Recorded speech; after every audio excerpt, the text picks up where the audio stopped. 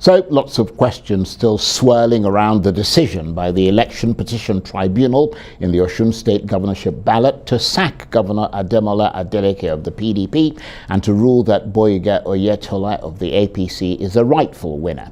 In a majority judgment, the tribunal agreed with the petitioner's contention that there was overvoting in 749 polling units. But how is it possible that in this Inec age of technology there could have been overvoting? Is the trust that Nigerians have placed on the voter accreditation system, or BVAS, and the Inec election result viewing portal, or IREV, as the means of enhancing electoral integrity, a sort of misplaced confidence and a false hope that's been torn to pieces by what has happened in Osun State? Well, if there's one man who knows how Inec and its BVAS system works, it would have to be the lawyer and former Inec resident electoral commissioner Mike Igini. He's been scrutinizing the evidence submitted to the tribunal, and despite the fact that the panel's ruling has in effect cast aspersions on the technology used to conduct that Osun election, Mr. Igini remains gung-ho about the BVAS and inspiringly confident about the electoral process. And Mike Igini joins me now in the studio. Thank you very much. I saw you looking at me like, surely he's not talking about me, is he? Thank you for coming in. First of all, what was the argument, as you understand it, and the legal calculation that swayed the tribunal in favor of Gboyega Oyetola of the APC and against Governor Ademola Adeleke of the PDP, from the point of view of the evidence that was submitted to them? Well, thank you very much for having me. And I think it's important for me to underscore this to the Nigerian public before I address some of the issues you have raised.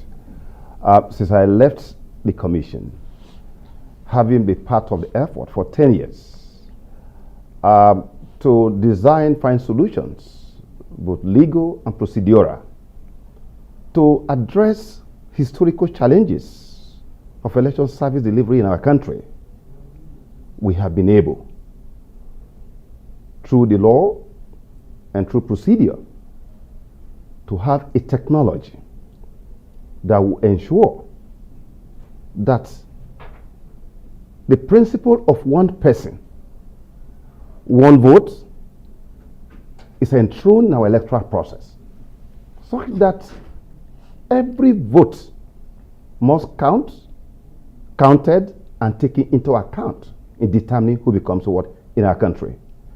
After leaving office, having been part of these efforts, I decided that I will only speak to the Nigerian people and not to be involved in any partisanship. This BVAS is at the center of all the advocacy I've been making since September last year. And I thank Arise Television and other platforms that have given me the opportunity every week to speak on this matter. The introduction you gave, ordinarily, anybody out there will be very scared.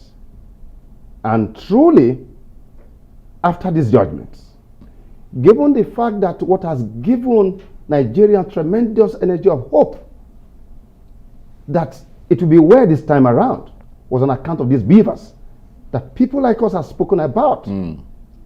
An offshoot of the smart car reader, I have got huge calls from outside this country. And that is why, ordinarily, once we have a tribunal matter, I don't speak about such matters. You wait the court to do so.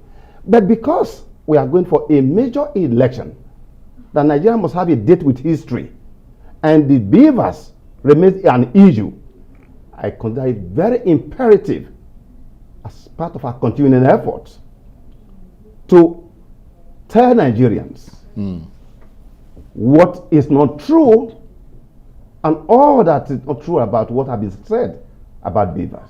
Therefore, may I say this with respect to the BVAS. Now, first, that Nigerians, please be assured that this BVAS is one that has been used. Osun makes it 105 elections that it has been used and it has been secured by the law. By the way, Charles, it may interest you to know that there are about 4 provisions of the Act that for 20 years in this country, we have been fighting that these provisions are clearly designed to rig elections in Nigeria. In fact, most of the generations of politicians we are seeing today were produced by Section 49 of the Repeal Act, Section 53, we talk about total number of registered voters, which shall now be changed to determine what they call overvoting, which is now Section 51. Section 68, that has encouraged returning officers, either gunpoint, voluntary or otherwise, to declare people winners. And of course, Section 49 that gave untrammeled power to a presiding officer.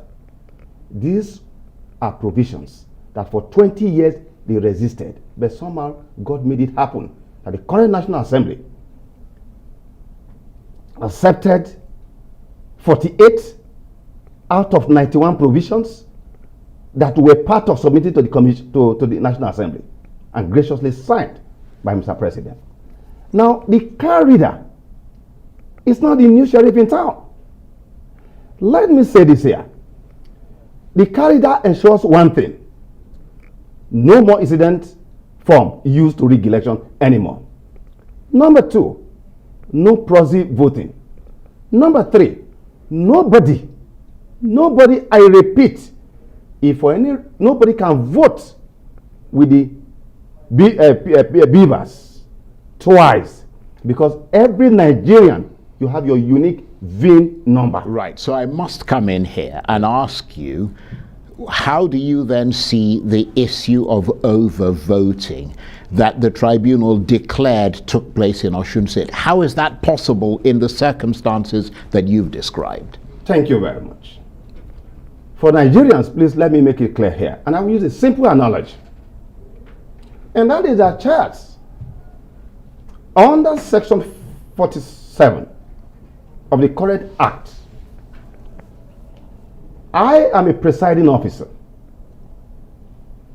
I am required as a duty statutory that at the end of the poll, after sorting, counting, entering in the result into Form EC8A, that is the total number of accredited persons, as well as the scores of the parties, I will sign and I give a duplicate to the agent.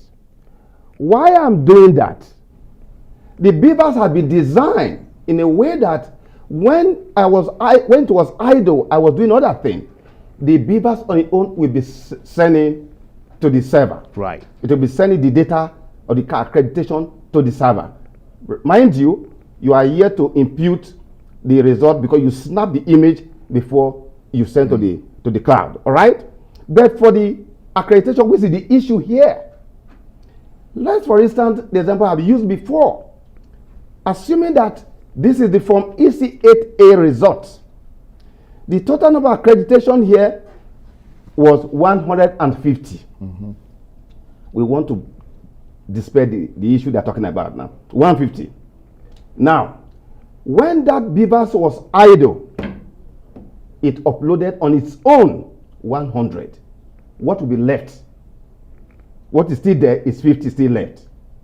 But as a presiding officer, which is basically a kind of dereliction of duty, I am duty bound to ensure that I push, upload everything right to the central server. And that's the balance of 50 the balance that has not gone up. 50, correct. So that we can get it clear for Nigerians to have faith in the process.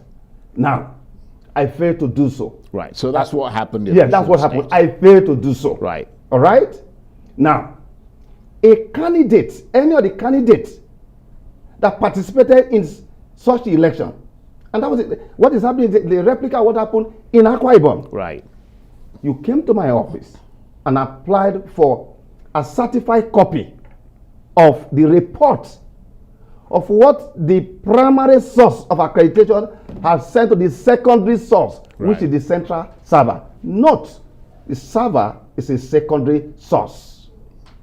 Now, what I should do, and this is administrative, which was not done, I have a duty to confirm before your request is granted whether this corridor, the beavers, every data have been uploaded. Right. Before words, giving you 150 you have been completely uploaded. But they didn't check that. That was not done. Right. All right. That was not done. Right. Or I could say, look, from what we can see here, we still have some left. But you are saying no. You want to maintain your petition. Give me what you have now. Right.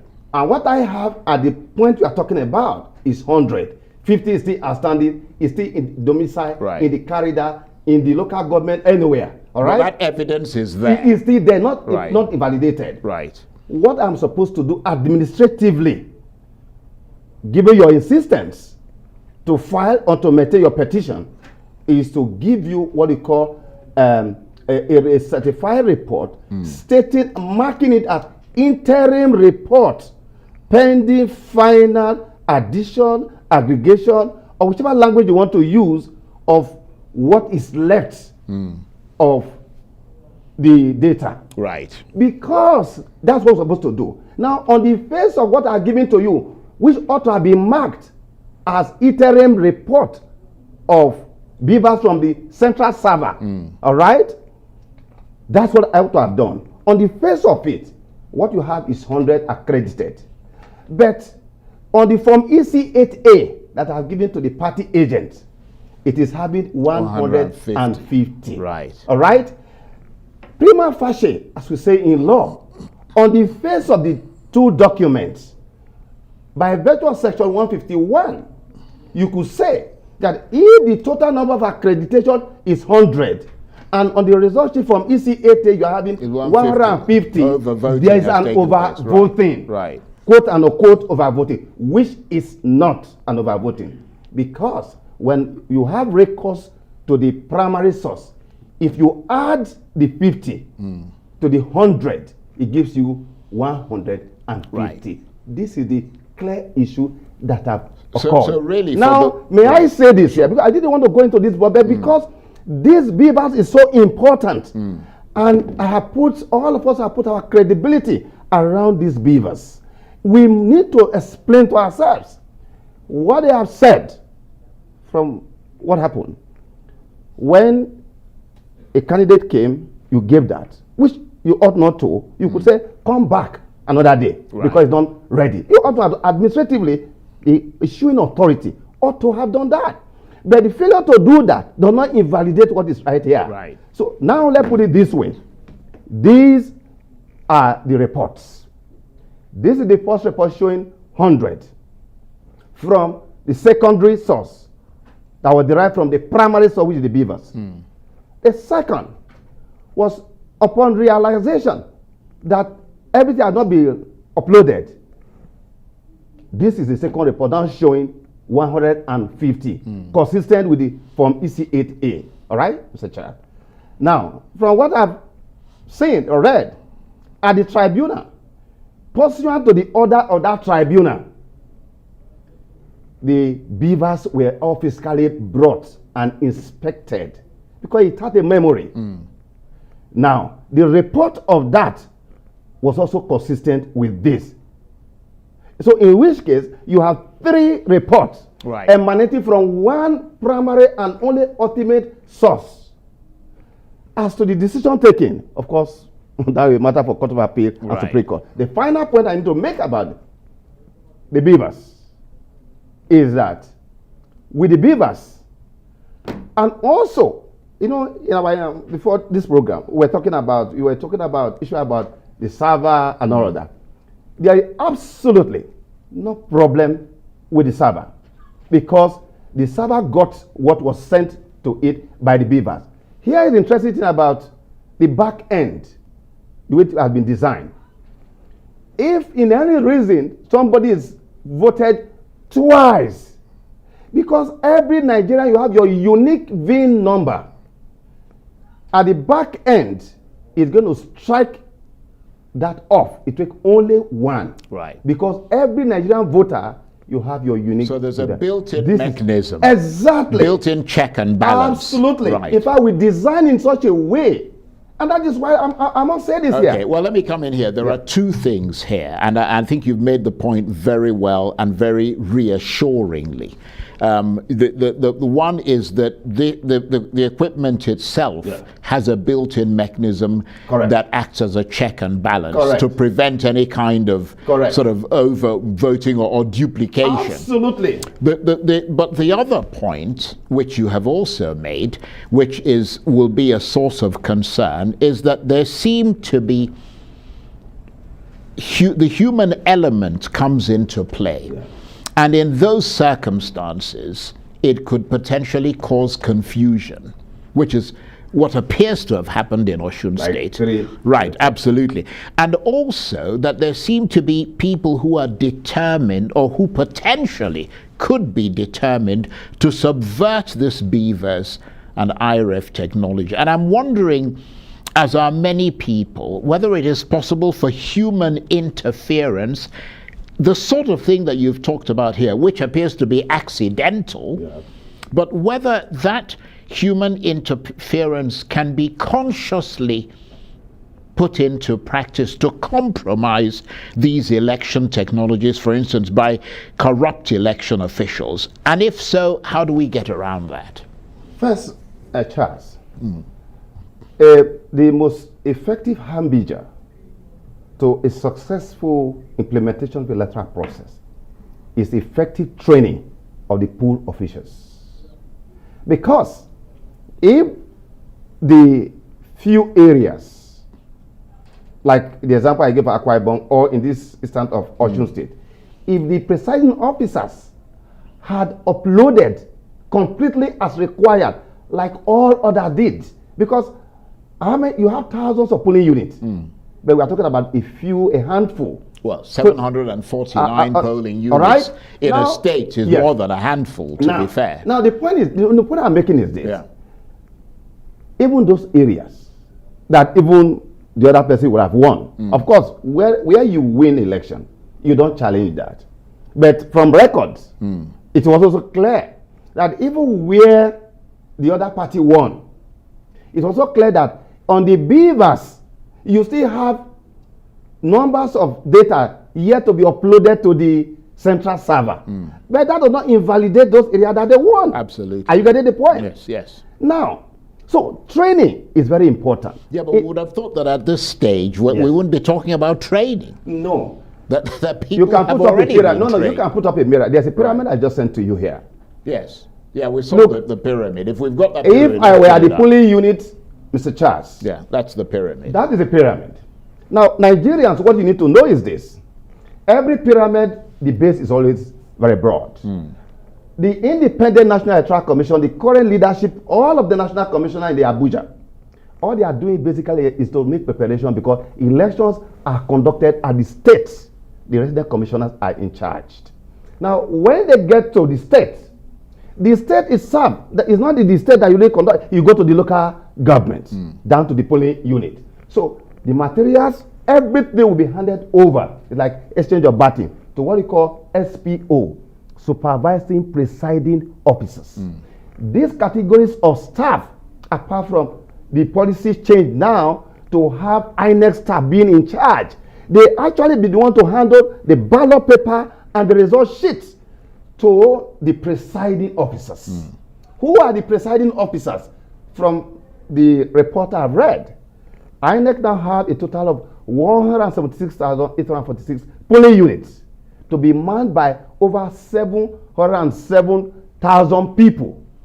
These categories of persons are not people with INEC who have been there for years, for months, working and all that. They are going to be trained for a period about 1 month or 3 weeks, as the case may be, to now handle all of these things we are talking about. So it is expected that as human beings, a number of them may not do what they ought to do.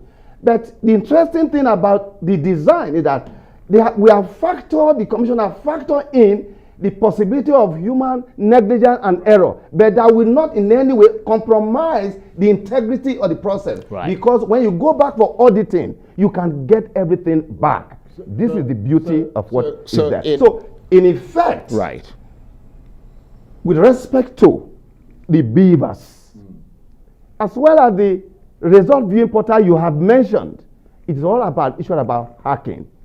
In modern time, nobody will engage in this level, which of course is elementary, of ICT without building sufficient wall around what you have done.